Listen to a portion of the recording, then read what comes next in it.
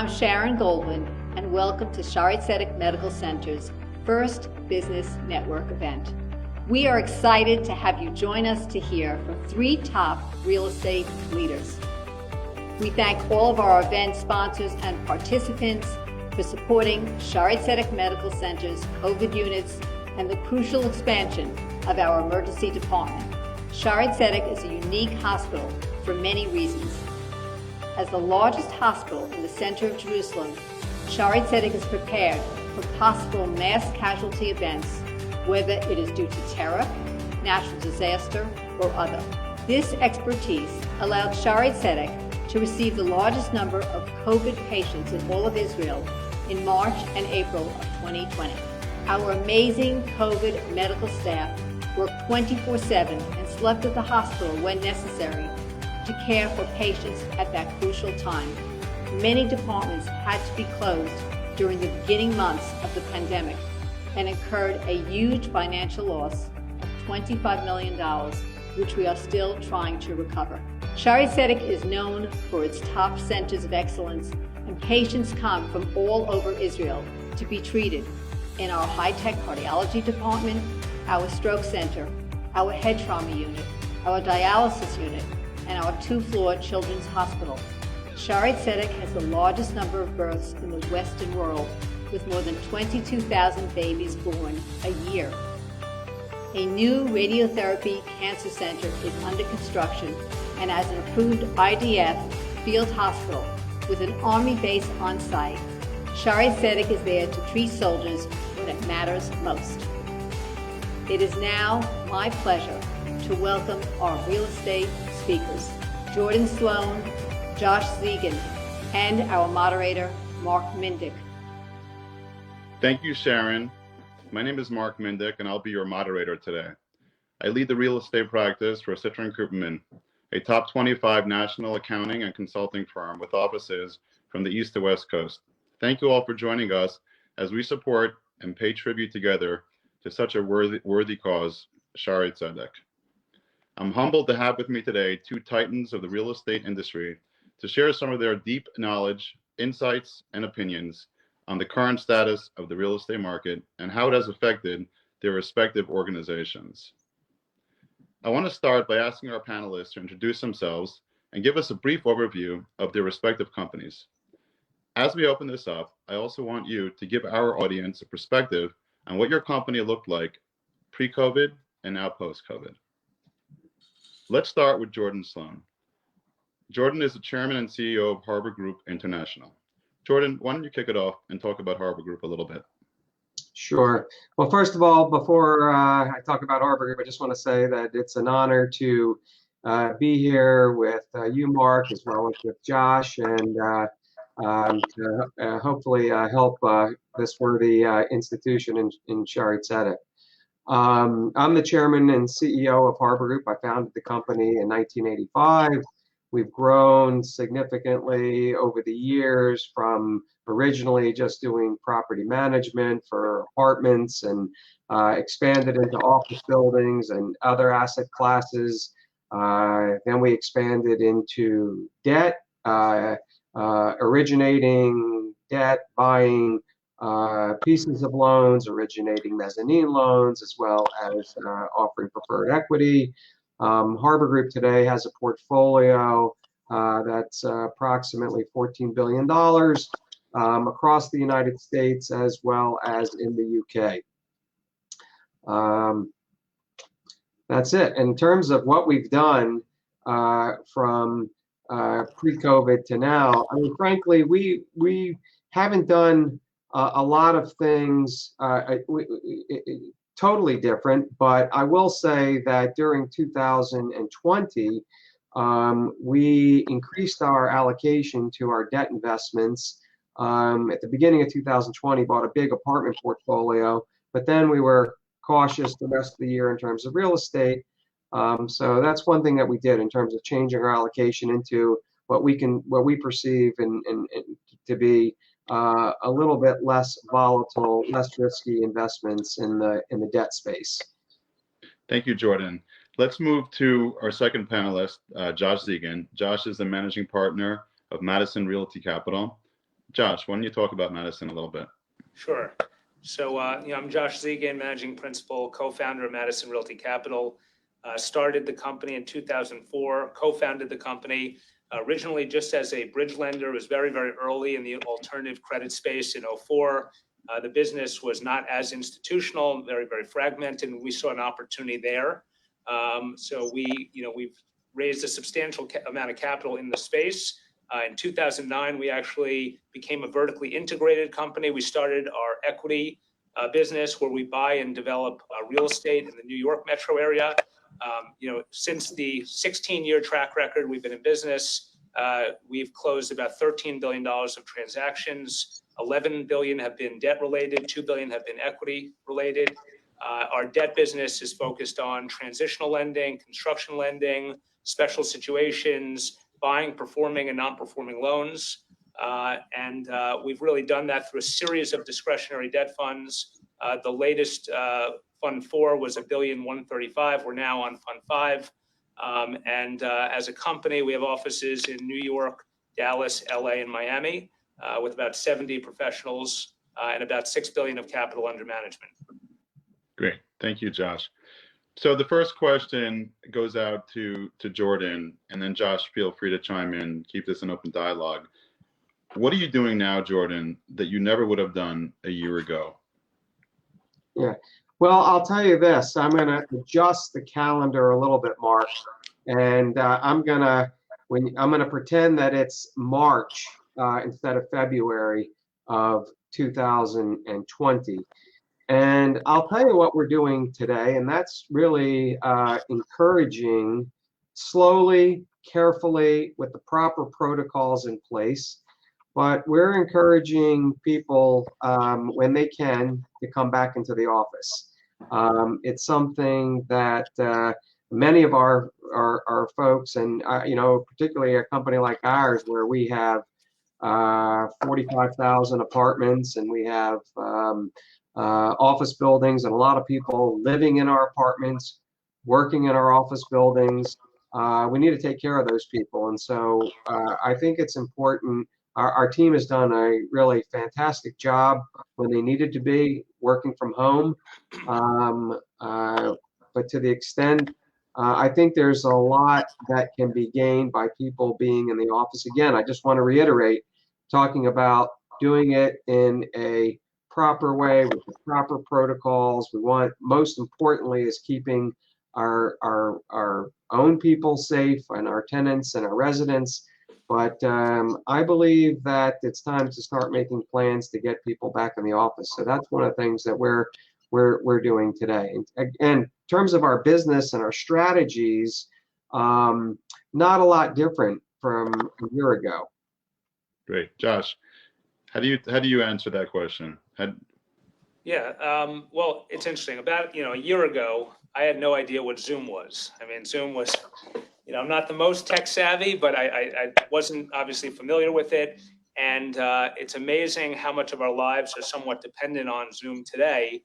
Most surprising is fundraising, how much capital we've raised through Zoom with people that, institutions, whether it's pension funds, endowments, foundations, family offices, who have really never stepped foot in our office, and I've never shaken their hand. And I think it's completely shocking because, it's just not the way the world worked. And I think, if you took us back to last March, I think everyone was very concerned as to how much capital could be raised.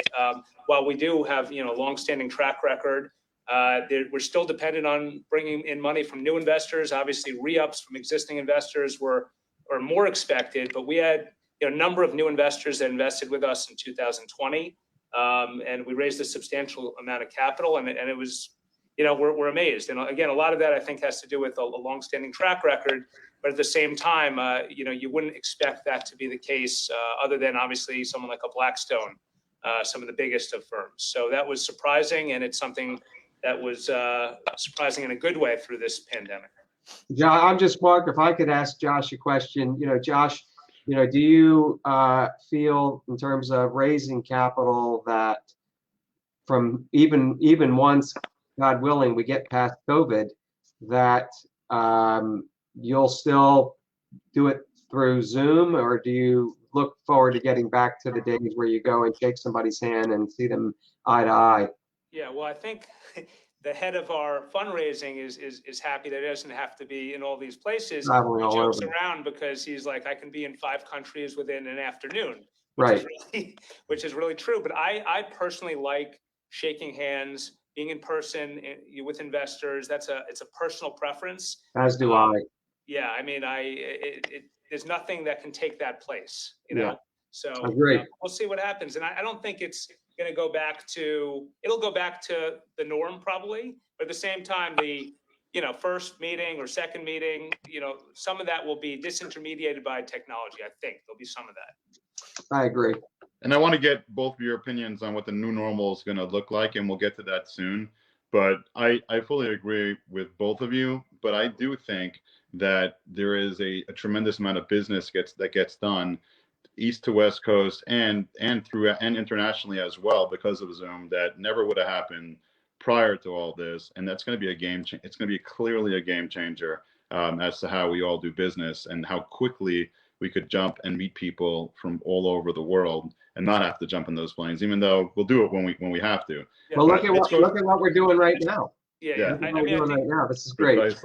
Precisely. One thing that's interesting is, typically at the beginning of the pandemic, when everyone wanted to have a Zoom call, for business, I'd be like, well, why can't we just have a conference call, But now you do feel a need sometimes to do a Zoom because I think there is a connection that's made, and it's very important, sort of face-to-face communication, which doesn't have to be necessarily in an office meeting. So I think more and more of that will displace some of the telephone conversations you may have had before. I think there is some truth to that.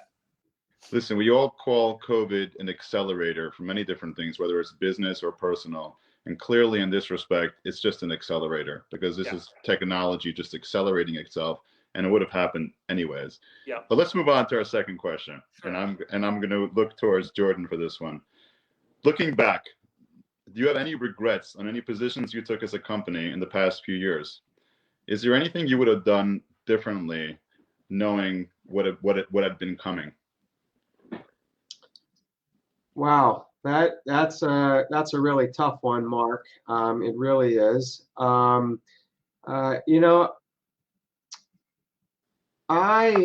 would just say this. I think that retail was hit hard even before COVID happened. Retail was struggling. I think that had I known that we were going to go into a phase like we've gone into during the last year, fortunately, we've never been big in retail. In fact, retail comprises about 1% of our entire portfolio. But I would say I wish it was 0% of our portfolio. I think that another area that we would have focused more on, I would say, would have been logistics and industrial. As you know, that's benefited greatly by e-commerce, and e-commerce has accelerated over the last 12 months in particular. As you mentioned, COVID's been an accelerator. So I think that's an area that I would, Harbor Group did enter the industrial space, but I would have done more in that area had I known what we were about to face. Great, Josh. How do you answer that question? Do you have any regrets on any positions you took as a company? Yeah, I think there's certain positions we took on the equity side, particularly in commercial in the boroughs. Where we thought that office was going to come to the boroughs in a way that I don't think necessarily happened. And some of that, it's not that there isn't a market in the boroughs for office, but at the same time, the absorption, the lease up, the cost to get tenants in just took longer, cost more. And some of that would have changed, I think, if, we always had a vision that one big company would come to the boroughs and that would lead sort of charge. That could have happened with an Amazon. And that would have, all of a sudden, an Amazon took that kind of space that they were supposed to in Long Island City. That may have changed. We didn't know it was going to be Amazon. We just thought someone. And ultimately, that business plan didn't play out. I would say in New York, it's sort of like you're never necessarily wrong. It's just about when you're right. And, at the same time, it's how long it takes to get there and can you hold, So it's been a challenging business plan, but we're all trying to make the best of it. And it didn't necessarily help from COVID here, let's move on to some questions from our viewers. So first question goes out for Josh. Josh, are you seeing banks beginning to move distressed deals off their books? And when do you, if not, when do you anticipate that to begin? So we actually bought a number of deals in 2020 from banks. It's been more of a case by case basis. I think people thought it would be more of a overall portfolio basis in terms of loan sales. A lot of that has to do with regulatory pressures to sell. I don't think the banks feel any regulatory pressures to sell. If anything, because this entered as a health crisis rather than a real estate crisis, I think that's changed the landscape in terms of how banks react to that and how regulators push banks to sell. So I don't know if it's going to be the way we all thought it was earlier in the pandemic, but there'll be case by case sales of loans. And I think that'll start to pick up in 2021. Great. Next question is for Jordan. Jordan, do you see any opportunities in distressed CMBS or the agency space, and how are you taking advantage of them? Yeah. So, CMBS is an area I think you do see some distress for sure in certain asset classes in particular, like CMBS, that there's a number of hospitality properties or retail properties.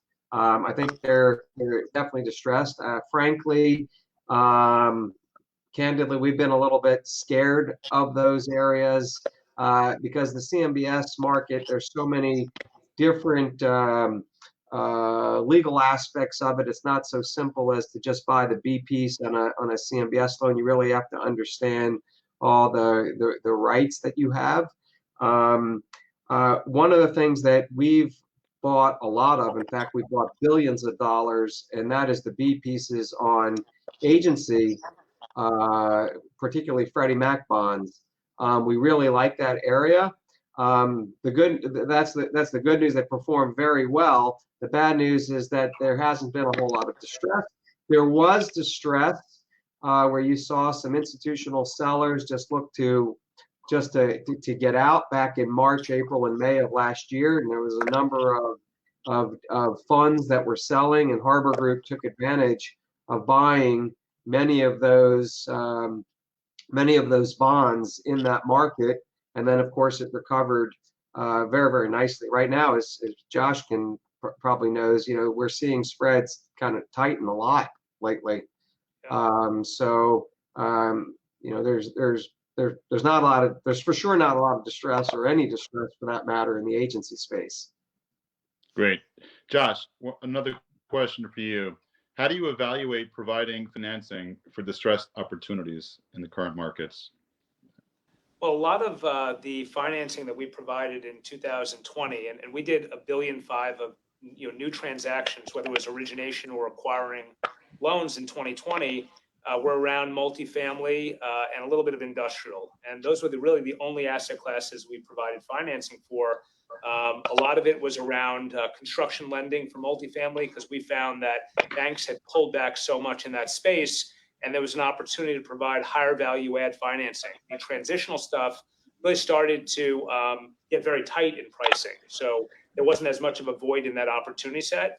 So again, I think one of the things we've looked at is just really stressing rents and absorption a lot. It's interesting because cap rates in multifamily did come down, a lot of it driven by financing in a low rate environment. So that's something.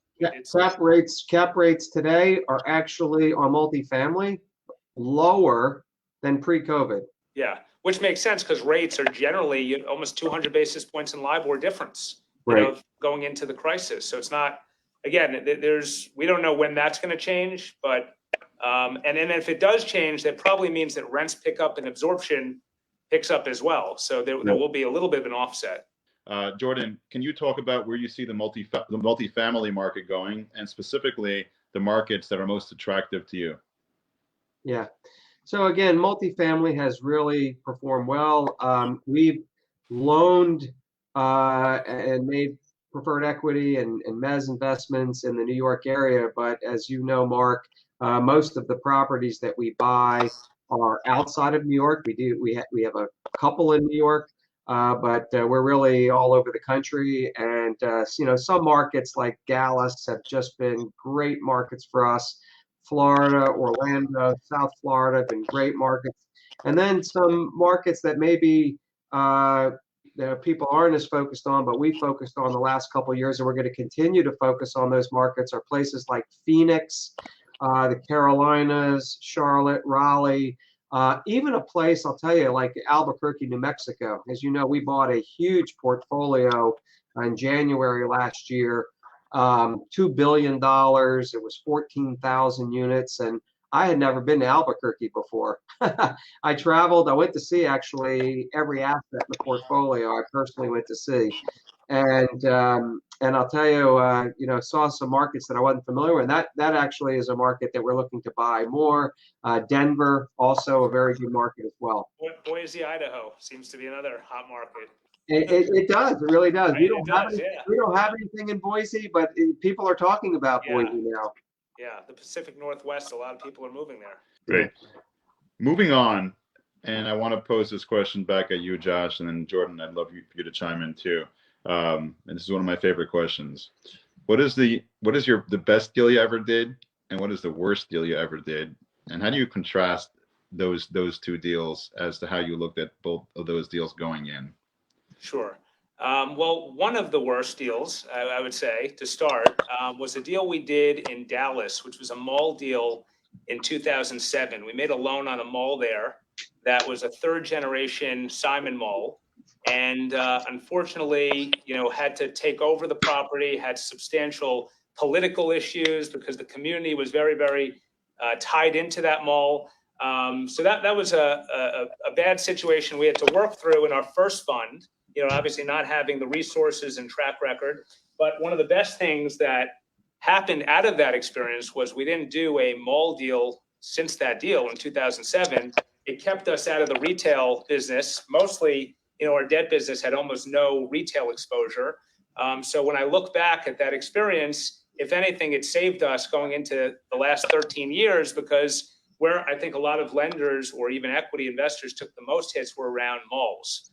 So that's the positive. On the best of deals, I mean, some of the deals we did, I'd say in the downturn, and there's one in particular I remember in 2012 or 2013 where we bought the debt on 45 John Street downtown in Manhattan. And that was a deal that was an office to conversion of resi. We bought that, and before we worked out issues under contract, and were able to flip it for a substantial profit within a few months. Around the closing time. So that was a very, in New York in 2012, 2013, things started to turn, but I don't think the market necessarily knew they were turning. And if you were really on the ground and in the weeds, you saw that coming a little bit more than others. So we were able to take advantage of some of that opportunity at that time. Great, thank you. Jordan, how do you answer this question? So I would say that when we started off in the office building business, we were buying in what I would call secondary markets, places like Cleveland and Baltimore, Tampa, and we weren't really in the major gateway markets such as New York or Chicago or DC or San Francisco.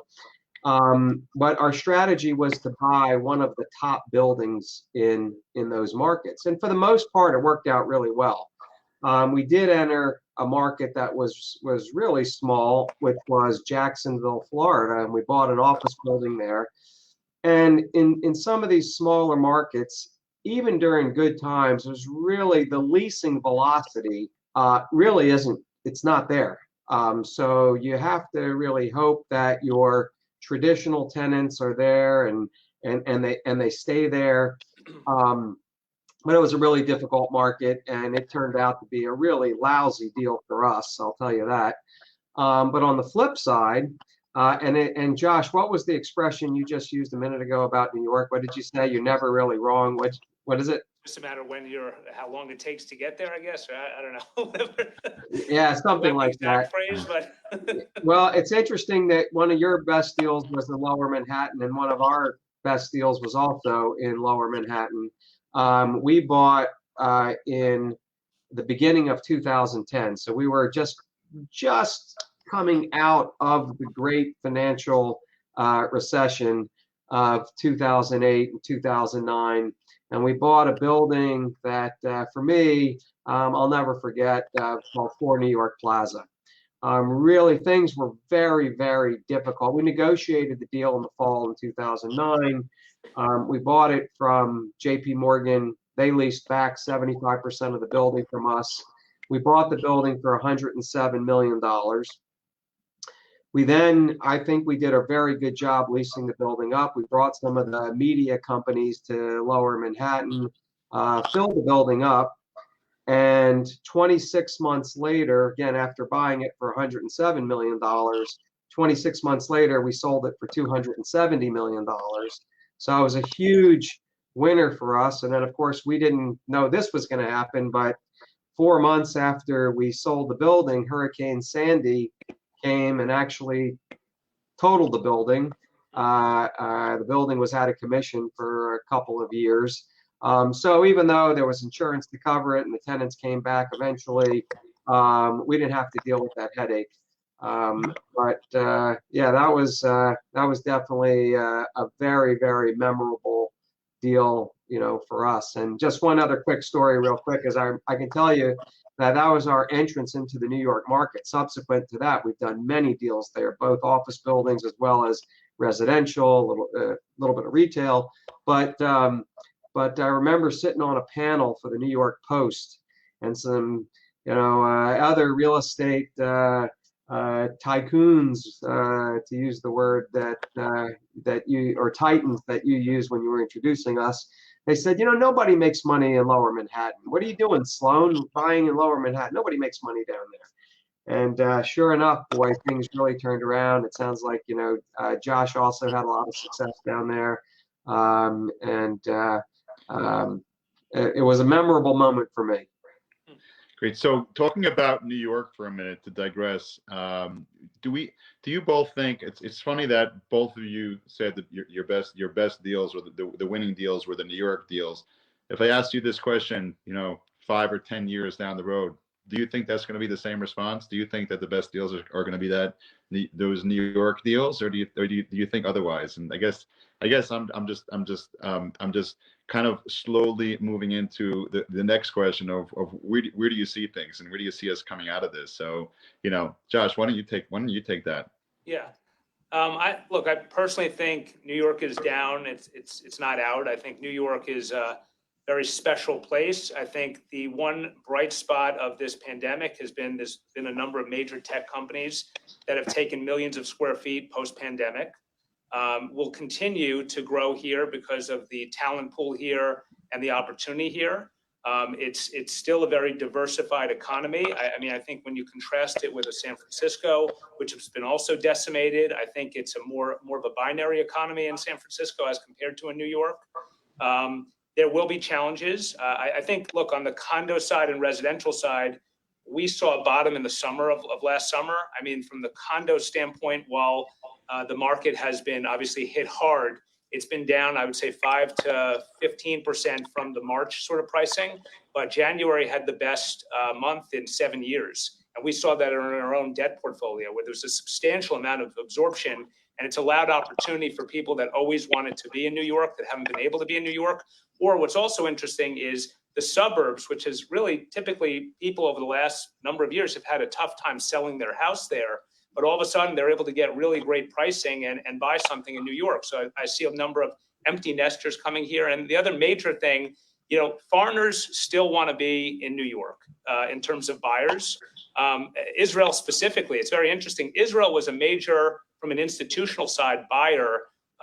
They came back to New York in 2009, 2010. Some of the institutions like Harel and some of the other pension funds and insurance companies. And when I'm talking to Israeli institutional investors, again, they have the same sort of mindset of, we'd like to step in here. There's an opportunity here. So I do think, again, it's down but not out. The other side of it is the political challenges are much more challenging today than they were in 2009, 10, and 11. I was just getting ready to comment the same thing, Josh. You're 100% right. That's the one thing on the residential side that is kind of Different. the elephant in the room, is the regulatory and political issues going on, particularly around residential. Yep. Yeah, and I absolutely believe that they're much more challenging than coming out of the downturn. It's a very different business today here in New York, but you hope the pendulum will start to swing the other way if it gets as bad as it has. And I think that stimulus-wise, there were some major stimulus announcements over the last week that will help to grease the wheels here a bit. I think that was one of the biggest concerns. Will the federal government support New York? And one of the big unknowns was hopefully resolved last week. We'll see what happens going forward. Devil's in the details here. So Jordan, on this topic, since you were from the first people going back 10, 12 years ago to do business with the international firms and pension insurance companies that have been that saw this opportunity, and you were the first one talking with them, from your perspective, how are they looking at it, and how is the rest of the international world looking at New York, and and when do we come out of this? Well, in terms of the Israeli institutionals, and I know Josh also does business with them, and I think actually Harbor Group has been doing business with Israeli institutionals. First time we brought them over to the United States was actually in 1998. It's funny because at that time, all they wanted were office buildings in New York. They didn't understand the apartment market at all. I tried to explain to them about buying bulk apartment properties, garden style properties where you have 300, 400, 500 units all in one property.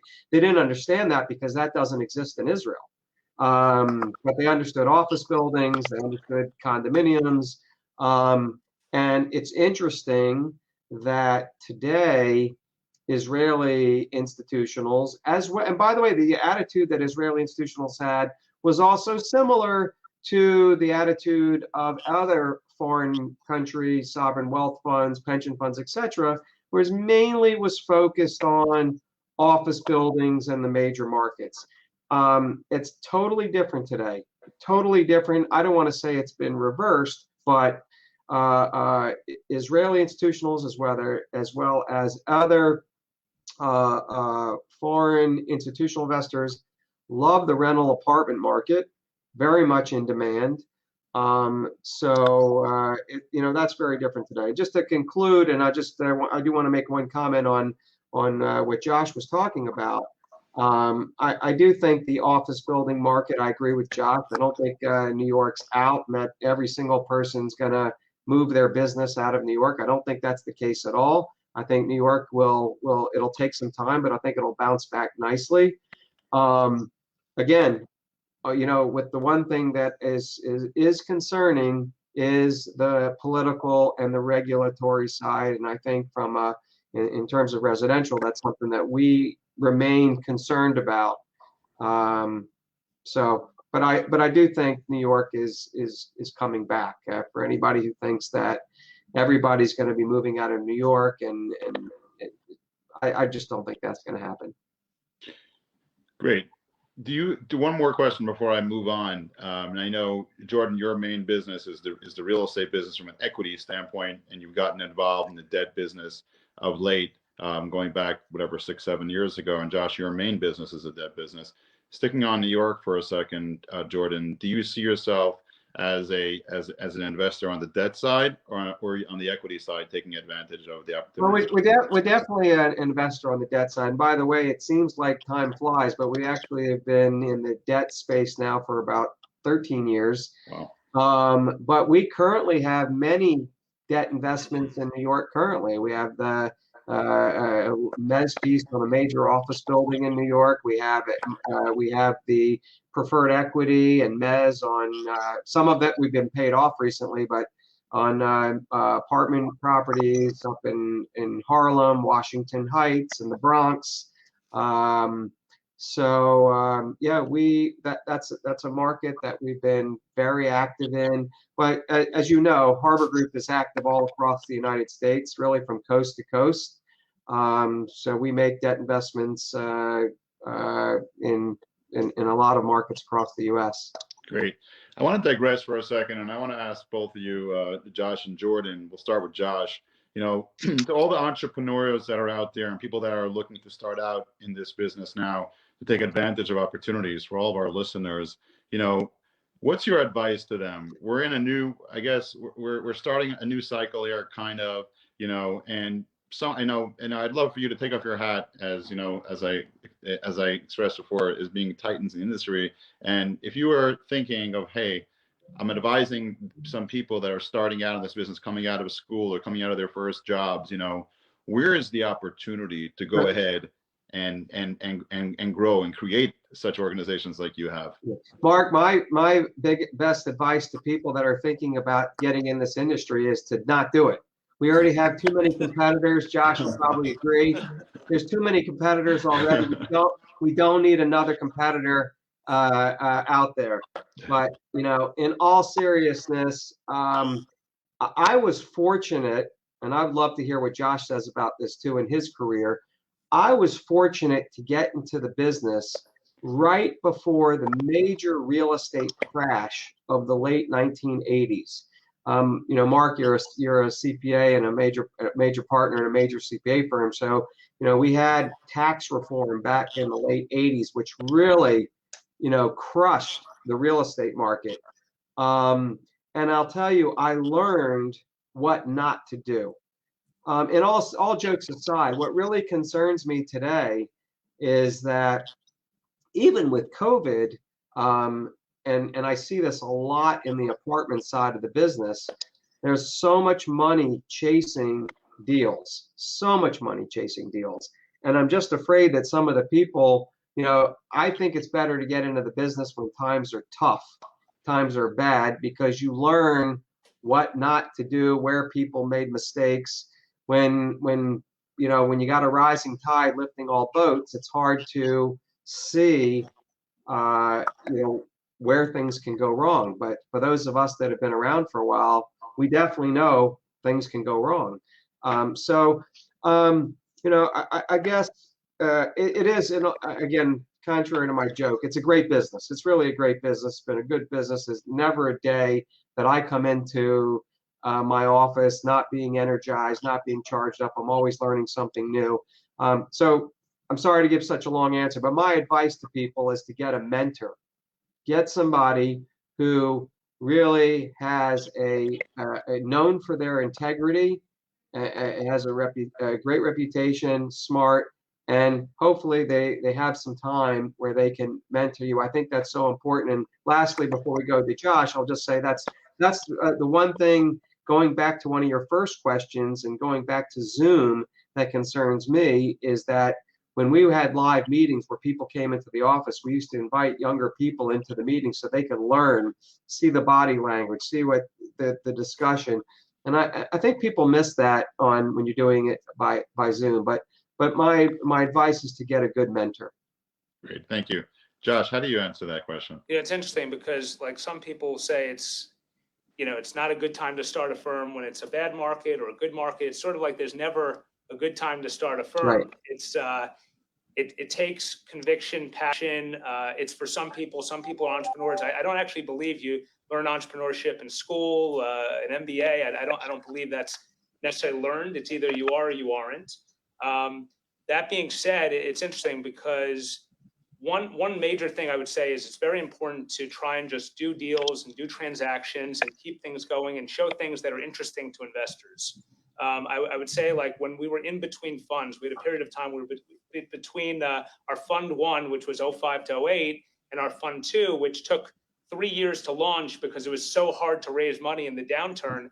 It was so important to be able to show investors what we were doing and bring in capital, whether it was a deal by deal investors or institutions. It was so important just to keep showing and not talking anecdotally about the market. Because one of the things you find is, especially in these downturns, everyone's talking about the market, but they're not doing anything. So no one has the conviction, no one has the entrepreneurial spirit a lot of times to actually do and transact. I'm not saying that means do bad deals, but some of the best opportunities come out of these kind of cycles. And I think, again, you'll see the landscape shift and opportunities exist. And one major thing that's happened is, you have institutional investors that unfortunately in a low interest rate environment are just starved for yield. And that sometimes it creates bubbles, it creates people taking more risk, but at the same time, alternative investors need sourcing of opportunities more than ever right now because of this huge disconnect between the yields that are being driven by the investments they have in insurance companies, pension funds, and really what they have to hit for the future, for their constituents. Let's move on. And Jordan, this question is for you. Knowing Harbor Group really well, you have an impeccable organization inside and out.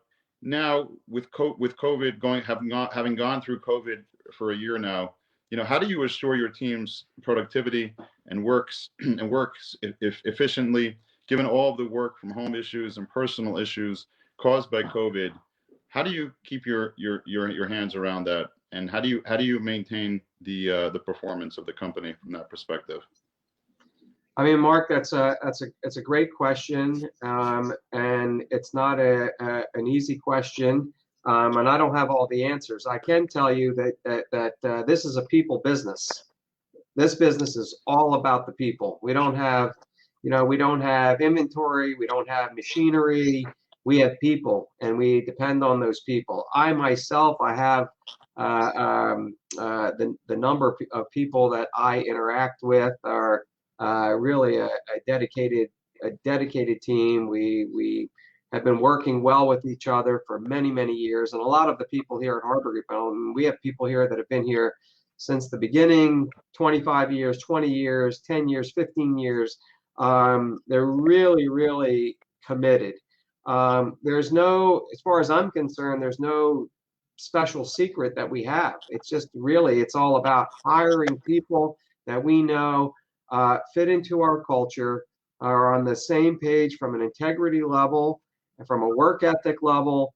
And if we don't feel that they fit into the culture here at Harbor Group, which is a fast-paced, intense culture, but it's also one where we really show our appreciation of people, not just in terms of compensation, but in also being sensitive to whatever issues or needs they may have. So it's just there's no special secret to that. It's really all about the people that you get at the beginning. So I want to share one special secret. I don't know if Josh agrees with that. Yeah, I mean, I agree. I think unfortunately, technology can't really take the place of leadership. So a lot of it is about leadership. And I think what drives both Jordan and I to be entrepreneurs kind of drives us to adapt to whatever is thrown our way. And I think that this last year is all about adapting and figuring out how to live in a new normal. Again, it's just trying to motivate people, be good leaders. I mean, one of the best examples of this, I mean, I'll tell you, like when the pandemic first hit, let's say in early April, we did a deal where there was a major mortgage REIT that had a repo issue. And I was down in Florida. My team was in New York. I had a team in LA, and we were buying a portfolio of 5 multifamily loans that had to close in a week. And it was a $170 million purchase. And there's nothing that sort of made me feel more proud about bringing all our different people together and being able to do that seamlessly, in that experience. So that was really amazing. And it just shows that we are trained to adapt. That's the way we're built, our firm's built. Yeah. And I agree with both of you. I think it's all about the strength of the organization going into any situation. If you're strong and you're built strong and you're proactive, then you get through it. And I remember talking with Jordan at the end of March, and I know his response was very humble, but I believe at the end of March, and I spoke to him about 2 weeks or so, maybe 3 weeks into the pandemic, they really had this thing under control, meaning they had made a bunch of changes in their company and they were extremely proactive. And that's exactly the answer. That's exactly what I was anticipating hearing from both of you. So now's the time where I ask both of you to take out your crystal balls. So when is this over? And what's the new normal going to look like from your perspective? So from a and again, national perspective, when is this over, and what are we gonna look like in whatever time frame you think this is going to be over? How are things going to play out over here? Josh, why don't you take that? Yeah, well, when I think the announcement, sort of when the vaccine was announced in the late fall, it gave people a sense that at least they felt there was an end in sight. They didn't know if that end would be in 6 months, 12 months, 24 months, 36 months. But I do think we all feel that hopefully there is an end in sight. And I think you're starting to feel it from just even an investment climate, people feeling that there's a little more transparency. Obviously, there's certain sectors that are really, really hard hit, but you definitely see it even in the hotel business, some liquidity that has come back to the market. Again, it's not necessarily free flowing, but it's a lot more than it was before that the vaccine announcement. So I think that over the next, within 12 months, I think we'll start to feel more normal. I also think that that's not necessarily going to mean the end of masks, at the end of being more cautious. And I don't know if you're going to go to a multi-thousand person concert anytime soon, but I think it'll be in gradual stages. People will get back. And Mark, I agree with everything that Josh said. I really do. As you know, over the last year, I spent a lot of time in Israel, and particularly, I just got back a couple of days ago, and Israel has been kind of the experiment for the world in terms of how the vaccine's working. And I think the results are now coming in, and I'm telling you, it's so great to see how well the vaccines seem to be working. And I think that makes people feel better. I think we're going to be surprised, Mark. I think we're going to be surprised how fast things get back. I don't mean that 2-3 months from now, everything's going to be back to normal. But I think you're going to see a lot of things snap back a lot quicker than some of the pessimists or even maybe in general, people are saying, 2 years, 3 years. There are going to be things that are going to take a while, but I think it's going to snap back faster than we think. You don't have to go much further than Miami on Instagram to see what it's going to look like. Because there you go. People seem to care there, Okay, guys, I think we're out of time. Jordan and Josh, thank you so much. This was extremely insightful. Thank you so much for your time, and I'll turn the reins back over to Sharon. Thank you, Jordan, Josh, and Mark, for such a worthwhile and interesting program. When planning your next trip to Israel, please call me so I can arrange a private visit of Shaare Zedek Medical Center so you can be amazed by all that we are accomplishing. Special thanks to all of our sponsors and participants for making this program a great success. Thank you.